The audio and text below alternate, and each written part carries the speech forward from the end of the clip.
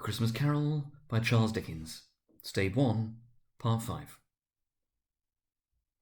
The cellar door flew open with a booming sound, and then he heard the noise much louder on the floors below, then coming up the stairs, and then coming straight towards his door. "Yeah, it's humbug still," said Scrooge. "I won't believe it." His colour changed, though, when, without a pause, it came on through the heavy door, and passed into the room before his eyes. Upon its coming in, the dying flame leaped up, as though it cried, "I know him, Marley's ghost," and fell again. The same face, the very same. Marley in his pigtailed usual waistcoat, tights and boots, the tassels on the latter bristling like his pigtail, and his coat skirts, and the hair upon his head. The chain he drew was clasped about his middle. It was long and wound about him like a tail, and it was made, for Scrooge observed it closely, of cash boxes, keys, padlocks, ledgers, deeds, and heavy purses wrought in steel. His body was transparent, so that Scrooge, observing him and looking through the waistcoat, could see the 2 buttons on the coat behind. Scrooge had often heard it said that Marley had no bowels, but never believed it until now. No, nor did he believe it even now. They looked the phantom through and saw it standing before him, though he felt the chilling influence of its death-cold eyes, and marked the very texture of the folded kerchief bound about its head and chin, which wrapper he had not observed before. He was still incredulous, and fought against his senses. "How now?" said Scrooge, caustic and cold as ever. "What do you want with me?" "Much." Marley's voice, no doubt about it. "Who are you?" "Ask me who I was." "Well, who were you then?" said Scrooge, raising his voice. "You're particular for a shade." He was going to say to a shade, but substituted this as more appropriate. "In life I was your partner, Jacob Marley." Can you sit down?" asked Scrooge, looking doubtfully at him. "I can." "Do it then." Scrooge asked the question because he didn't know whether a ghost so transparent might find himself in a condition to take a chair, and felt that in the event of its being impossible, it might involve the necessity of an embarrassing explanation. But the ghost sat down on the opposite side of the fireplace, as if he were quite used to it. "You don't believe in me?" observed the ghost. "I don't," said Scrooge. "What evidence would you have of my reality beyond that of your senses?" "I don't know," said Scrooge. "And why do you doubt your senses?" "Well, because," said Scrooge, "a little thing affects them. A slight disorder of the stomach makes them cheats. You may be an undigested bit of beef, a blot of mustard, a crumb of cheese, a fragment of an underdone potato. There's more of gravy than of grave about you, whatever you are." Scrooge was not much in the habit of cracking jokes, nor did he feel, in his heart, by any means waggish then. The truth is that he tried to be smart as a means of distracting his own attention, and keeping down his terror, for the spectre's voice disturbed the very marrow in his bones. To sit, staring at those fixed, glazed eyes, in silence for a moment, would play Scrooge felt the very deuce with him. There's something very awful, too, in the spectre's being provided with an infernal atmosphere of its own.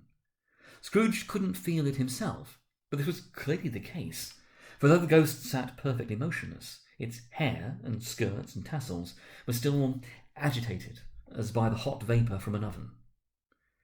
"You see this toothpick?" said Scrooge, returning quickly to the charge for the reason just assigned, and wishing, though it were only for a second, to divert the vision's stony gaze from himself. "I do," replied the ghost. "Are you not looking at it?" said Scrooge. "But I see it," said the ghost, "notwithstanding." "Well," returned Scrooge, "I have but to swallow this, and be for the rest of my days persecuted by a legion of goblins, all of my own creation. Humbug, I tell you, humbug!"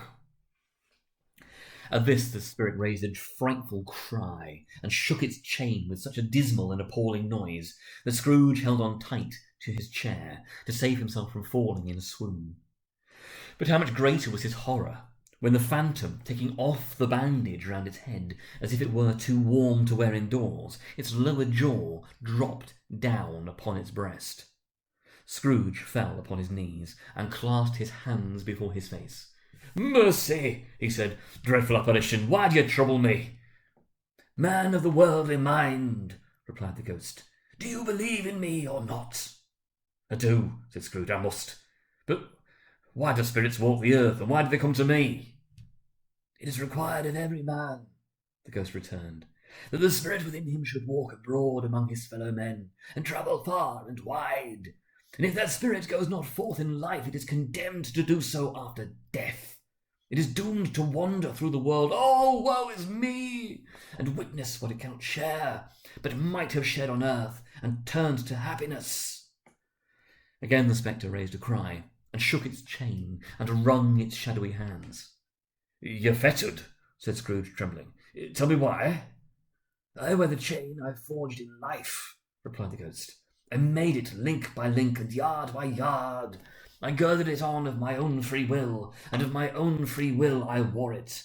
Is its pattern strange to you?" Scrooge trembled more and more. "Or would you know," pursued the ghost, "the weight and length of the strong coil you bear yourself? It was as full, as heavy, and as long as this 7 Christmas Eves ago. You have laboured on it since. It is a ponderous chain." Scrooge glanced about him on the floor, in the expectation of finding himself surrounded by some 50 or 60 fathoms of iron cable, but he could see nothing. "Jacob," he said imploringly. "Oh, Jacob Marley, tell me more. Speak comfort to me, Jacob." "I have none to give," the ghost replied. "It comes from other regions, Ebenezer Scrooge, and is conveyed by other ministers to other kinds of men. Nor can I tell you what I would. A very little more is all permitted to me. I cannot rest. I cannot stay. I cannot linger anywhere. My spirit never walked beyond our counting-house. Mark me! In life, my spirit never roved beyond the narrow limits of our money-changing hole, and weary journeys lie before me." It was a habit with Scrooge, whenever he became thoughtful, to put his hands in his breeches pockets. Pondering on what the ghost had said, he did so now, but without lifting up his eyes or getting off his knees. "You must have been very slow about it, Jacob," Scrooge observed in a business-like manner, though with humility and deference. "Slow?" the ghost repeated. "About 7 years dead," mused Scrooge, "and travelling all the time." "The whole time," said the ghost. "No rest, no peace, incessant torture of remorse." "You travel fast?" said Scrooge. "On the wings of the wind," replied the ghost. "Well, you might have got over a great quantity of ground in 7 years," said Scrooge. The ghost, on hearing this, set up another cry, and clanked its chain so hideously in the dead silence of the night that the ward would have been justified in indicting it for a nuisance.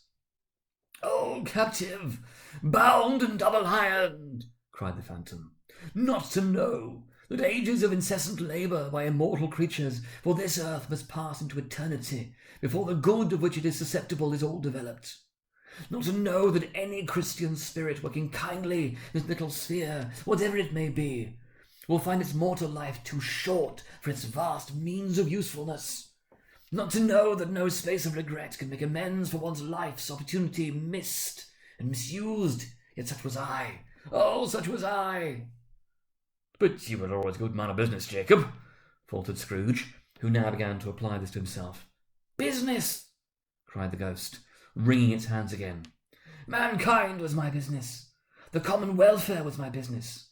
Charity, mercy, forbearance, and benevolence were all my business.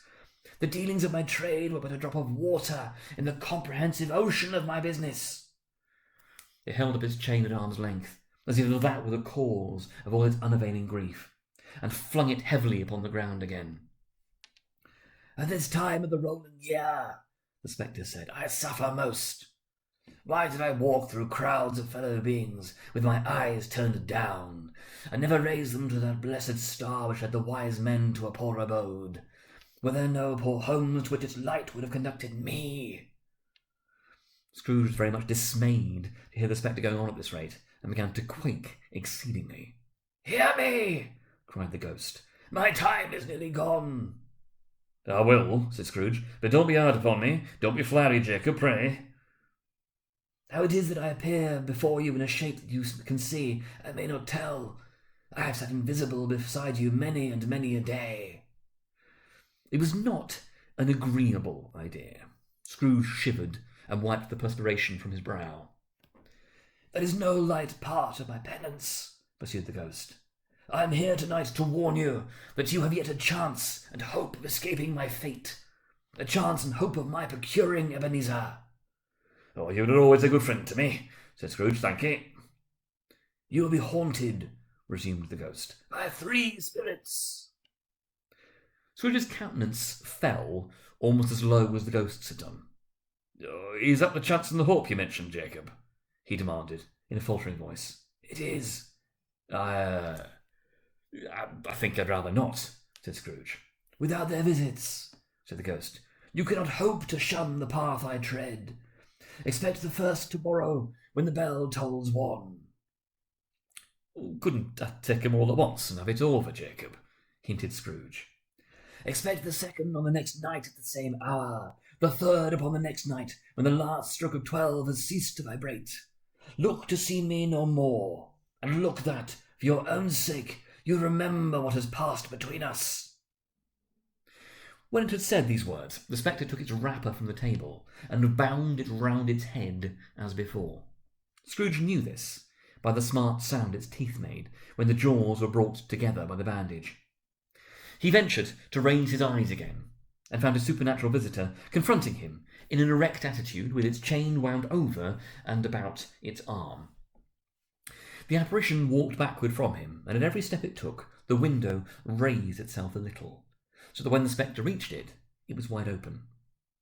It beckoned Scrooge to approach, which he did, and when they were within 2 paces of each other, Marley's ghost held up its hand, warning him to come no nearer. Scrooge stopped. Not so much in obedience as in surprise and fear. For on the raising of the hand he became sensible of confused noises in the air, incoherent sounds of lamentation and regret, wailings inexpressibly sorrowful and self-accusatory.